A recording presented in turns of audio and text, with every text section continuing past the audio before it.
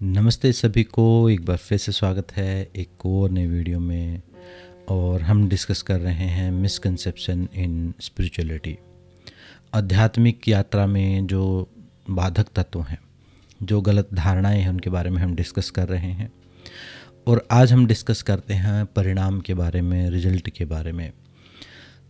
Result का मतलब ये है कि कई बार हमें ऐसा लगता है कि अगर क्योंकि कुछ विजिबल जो परिणाम हैं या रिजल्ट की हम इच्छा कर रहे होते हैं, जब हम कोई आध्यात्मिक प्रैक्टिस कर रहे होते हैं तो वो हमें प्राप्त नहीं होते, तो हमें लगता है कि जो मेथड है या जो प्रैक्टिस है वो अपना काम नहीं कर रही है, मतलब अपना काम नहीं कर रहा। आप जो भी अभ्यास आपने शुरू किया है, चाहे आप योग अभ्यास किया है, चाहे वो भक्ति की है, जो भी किसी भी प्रकार का कोई अभ्यास आपने शुरू किया है और आपको परिणाम ज़रूरत, शुरुआत में मोटिवेट तो हो जाते हैं, आप इंस्पायर हो जाते हैं किसी से, लेकिन उसके बाद आप करना शुरू करते हैं तो परिणाम नहीं प्राप्त हो रहे होते। तो हमें लगता है कि ये, अब जैसे लास्ट वीडियो मैंने बताई तो उनको देख के एक ये मिसकंसेप्शन क्रिएट हो सकता है। आपको लग सकता है कि शायद मैं गलत रास्ते पर, सही रास्ते पर नहीं।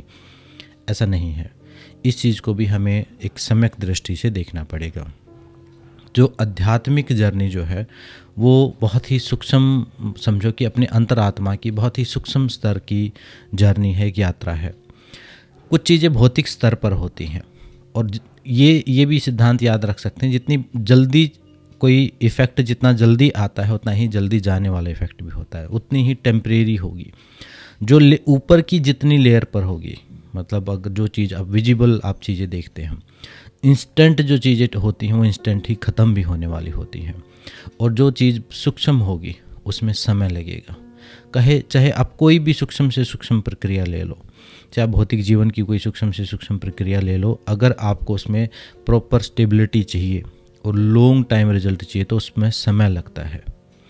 जैसे एक सिंपल उदाहरण मैं आपको देता हूँ। एक सिंपल उदाहरण ये है कि अगर आप बीज बो देते हैं ज़मीन में, तो वो बीज जो है पेड़ बनने में समय लगेगा। एक जीवन जैसे समझो, आप जब आध्यात्मिक जर्नी पर होते हो तो एक नया जीवन ही आपका पैदा हो रहा होता है। तो एक आपके अंदर एक संस्कार का, एक अभ्यास का कोई आपने बीज बो दिया तो वो पेड़ बनने में समय लेगा। और सबसे मुश्किल टाइम कब होता है? और हमें देखना होता है पेड़, हमें खाने होते हैं फल। जैसे मेरे साथ, मैं बचपन में क्या करता था, एक सिंपल मजाक की बात है कि कोई भी एक बीज में, जैसे मान लो कोई फल आया घर में, उसका बीज मैंने उगा दिया। मान लो आम मैंने बो दिया, ठीक है, उसको मैं बो तो दिया मैंने, अगले दिन मैं चेक करता था उगा कि नहीं। ऐसे कर करके वो 15-20 दिन में थोड़ा सा दिखाई देना शुरू होता, तो मुझे मोटिवेशन मिलता। तो वो जो पहले 15 दिन होते थे वो सबसे मुश्किल टाइम होता था। मतलब मुझे लगता था कि शायद मेरी जो मेहनत थी, शायद जो मेरी उम्मीदें थी या जो मैंने सोचा था वो ऐसा नहीं होने वाला है। तो वो जब तक वो जो टाइम पीरियड, जब आपने उस मेहनत को शुरू किया है और उसका कुछ विजिबल रिजल्ट आना शुरू नहीं हुआ है, और उस समय में हम धैर्य नहीं रख पाते हैं और हम उस प्रैक्टिस को छोड़ देते हैं। चाहे वो कोई भी प्रैक्टिस हो, स्पिरिचुअल प्रैक्टिस तो बहुत सूक्ष्म स्तर पर इफ़ेक्ट करती हैं। यहाँ तक कि आप एक्सरसाइज भी कर रहे हो, कोई अपना थोड़ा बहुत वेट कम भी कर रहे हो, अपना कोई भौतिक परिवर्तन, एक बिजनेस स्टार्ट किया है आपने, आप दुकान पर बैठे हुए हैं, कोई नहीं आ रहा है, अगर आप वो धैर्य, वो इनिशियल स्टेज वाला धैर्य नहीं रख पाए तो फिर आप उस चीज़ में कभी भी सक्सेसफुल नहीं हो पाएंगे। क्योंकि फिर दूसरा काम शुरू करेंगे, दूसरी विधि करेंगे, उसमें भी सेम चीज़ होगी, फिर आप नहीं रख पाएंगे, इसे बदलते ही रह जाएंगे। तो हमें ये देखना है कि शुरुआत में जो है, जितनी ईमानदारी के साथ, जितनी हम जेन्युइन प्रैक्टिस करेंगे, उतना थोड़ा सा ज़्यादा समय वो लेती है फलित होने में।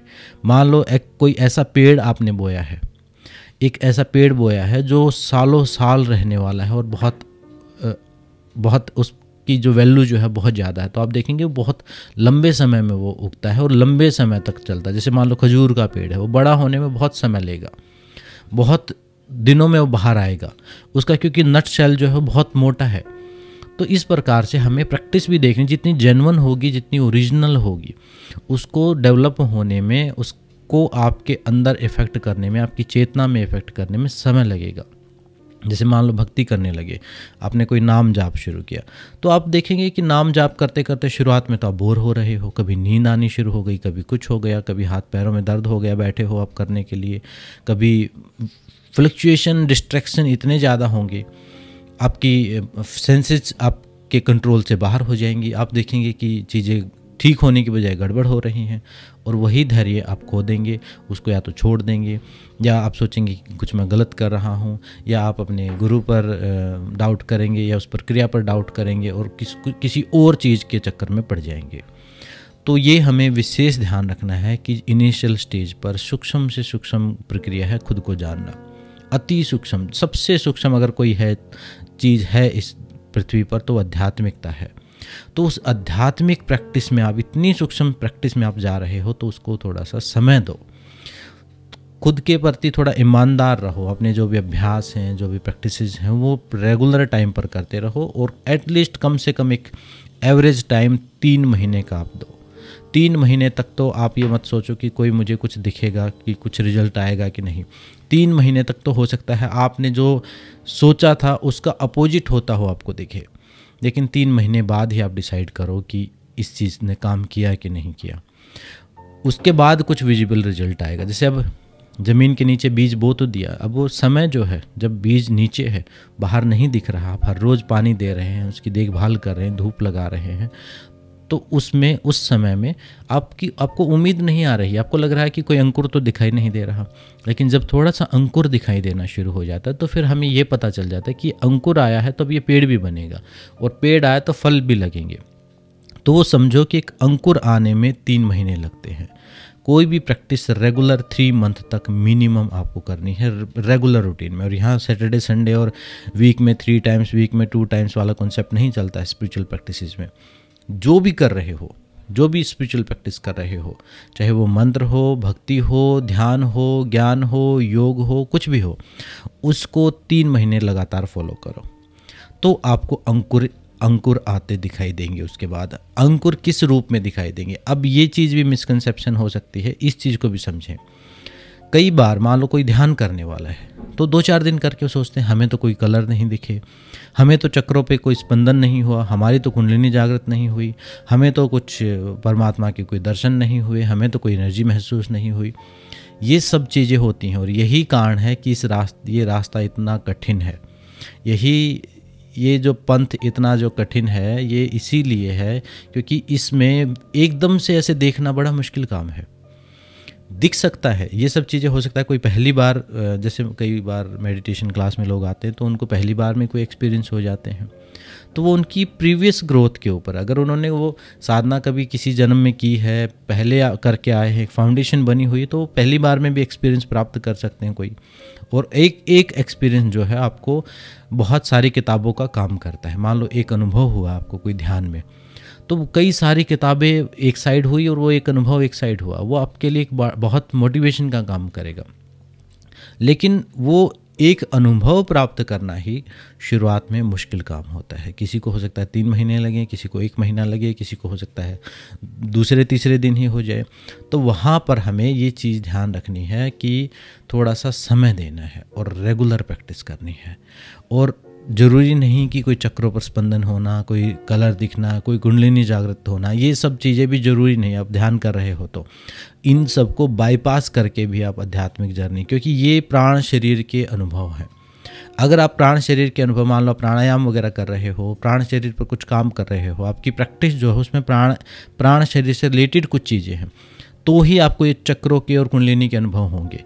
लेकिन अगर आपकी जो प्रैक्टिस है वो मनोमय कोश की है, विज्ञानमय कोश की, ऐसी कोई प्रैक्टिस है, तो उसमें ज़रूरी नहीं आपके चक्र जागृत होंगे, कुंडलिनी जागृत होगी और ये सब रंग बिरंगी चीज़ें दिखेंगी, ज़रूरी नहीं है।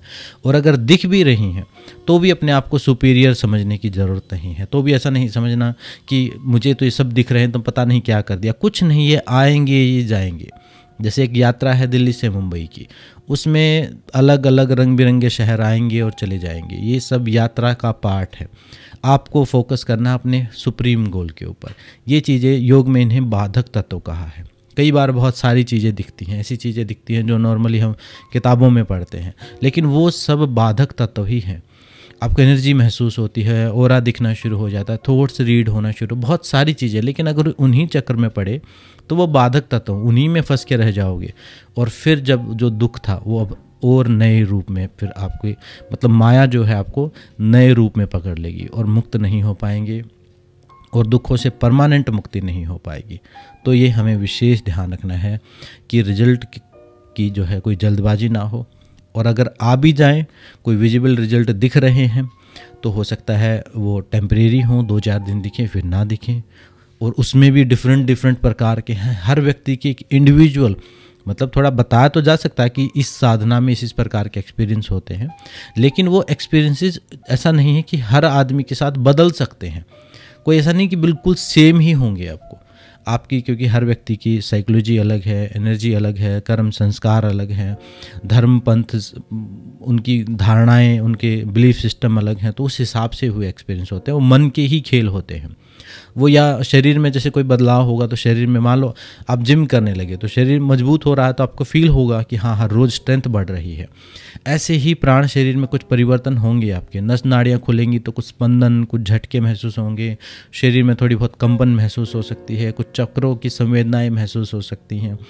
मन में जब परिवर्तन होंगे तो शुरुआत में आप जो मन की एनर्जी रिलीज होगी तो हो सकता है आप ज़्यादा चिड़चिड़े हो जाएं, ज़्यादा क्रोधित होने शुरू हो जाएं, मूड फ्लक्चुएशन ज़्यादा हो जाए। तो उस समय पर हमें शांति रखने की एक प्रकार की क्लीनिंग ये हो रही है, और उसके बाद फिर धीरे धीरे स्टेबिलिटी आएगी। नॉर्मली एक सिंपल फार्मूला मैं आपको बताता हूँ कि जिससे आप मेजर कर सकते हैं, और नॉर्मली जल्दी से जल्दी, सबसे जल्दी वही मेजर आप कर सकते हो कि अगर आपके अंदर स्थिरता बढ़ रही है और शांति बढ़ रही है समय के साथ, तो समझो आप ठीक रास्ते पर हो। इनिशियल स्टेज में तो गड़बड़ भी हो सकती है, जैसे मैंने बताया शुरुआत में एक उभार का सिद्धांत होता है, मतलब चीज़ें ज़्यादा दिक्कत करती हैं क्योंकि वो एकदम से क्लीनिंग हो रही है। जैसे सालों साल से एक धूल जमी हुई थी, उस धूल को हमने साफ़ करने के लिए झाड़ू मारा तो वहाँ धूल उठ जाएगी। तो ठीक ऐसे ही चीज़ें ट्रिगर हो जाती हैं। शुरुआत में गड़बड़ होगी लेकिन फिर धीरे धीरे इनमें स्थिरता आएगी। अगर समय के हिसाब से स्थिरता और शांति बढ़ रही है तो आप सही रास्ते पर हो। आपके मन में शांति बढ़ रही है, स्थिरता बढ़ रही है, तो समझो सही रास्ते पर हो। उसके बाद आपको चक्र दिखे ना दिखे, कुंडलिनी जागे ना जागे, भगवान मिले ना मिले, कोई मतलब नहीं। आप शांति और स्थिरता को पकड़ के चलिए। अगर आप स्थिरता अपने व्यवहार में महसूस कर रहे हैं, स्टेबिलिटी फील कर रहे हैं और मन में शांति महसूस कर रहे हैं, जो फ्लक्चुएशंस जो हैं कम हो रही हैं, तो समझो सही रास्ते पर है। मन की वृत्तियाँ कम हो रही हैं, चित्त की वृत्तियाँ कम हो रही हैं, तो समझो सही रास्ते पर हो। उसके बाद क्या ये रंग बिरंगे एक्सपीरियंस ये होते हैं नहीं होते हैं, उनसे कुछ जज मत करो।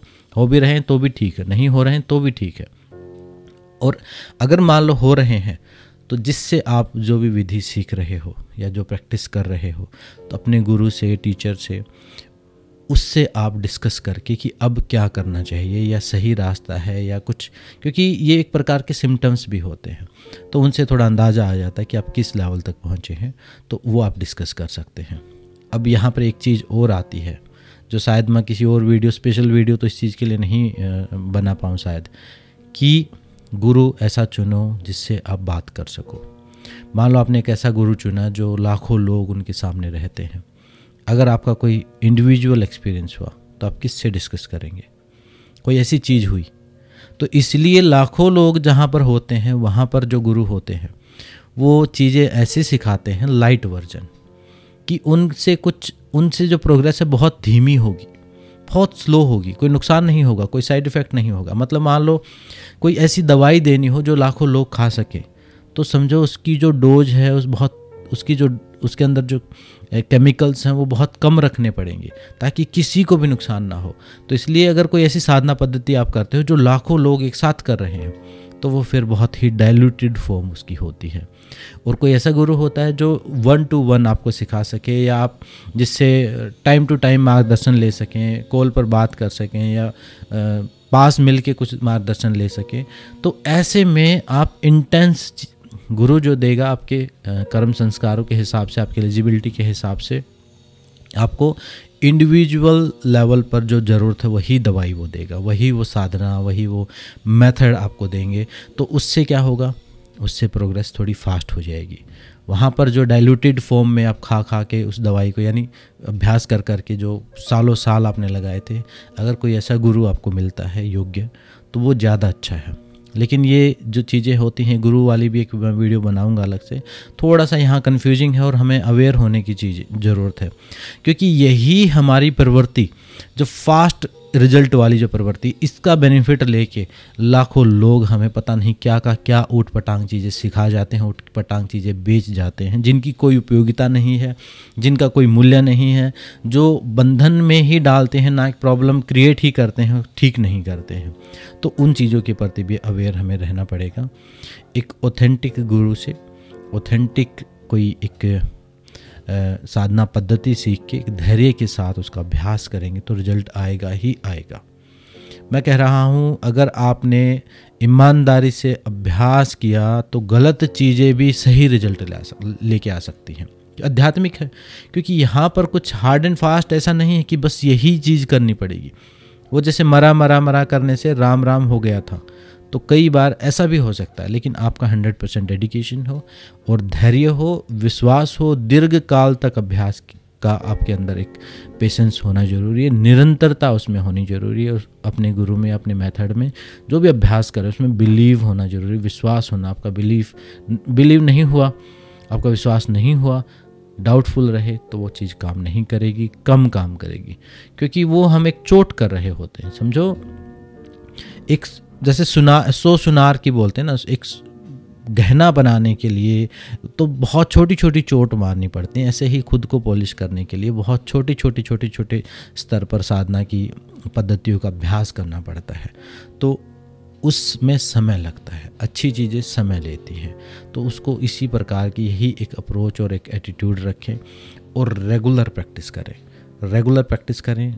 कोई जल्दबाजी में ये चीज़ नहीं होने वाली। जल्दबाजी में होगा आध्यात्मिकता और जल्दबाजी, दो चीज़ें मिला दो तो होगा नुकसान, कुछ ना कुछ गड़बड़ होगी, फ़ायदा नहीं होगा, 100% नुकसान होगा। और ये जो टोटके, नुस्खे, ये उटपटांग हरकतें चली हुई हैं, इनके लिए तो अलग से ही मैं एक सीरीज़ बनाऊंगा। अभी इस वीडियो में कुछ नहीं कहते हैं, तो इस वीडियो में इतना ही। कोई भी डाउट क्वेश्चन हो तो कमेंट में पूछें। और नॉर्मली मैं वही सारी चीज़ें कवर कर रहा हूँ जो मुझे जीवन में महसूस हुई हैं, तो वो हर साधक के जीवन में महसूस होती हैं, तो उन्हीं को मैं कवर कर रहा हूँ। मिलते हैं नेक्स्ट वीडियो में। सबका धन्यवाद, सबको नमस्ते।